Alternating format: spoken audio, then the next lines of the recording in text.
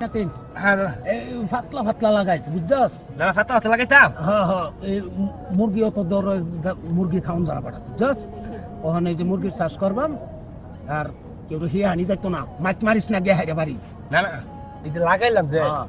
মুরগি ওইব তো। ওইবো হ্যাঁ ওইবো বাচ্চাও ফুটবো। আসসালামু আলাইকুম। ওয়ালাইকুম আসসালাম। আরে হ্যাঁ খালিল চাচা, হ্যাঁ আমি চিনছি আপনারে।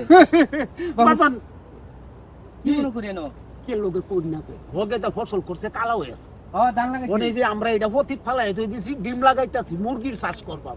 ডিম লাগাইতেছু? এই যে দেখুন না 250-300 টাকা কেজি মুরগি।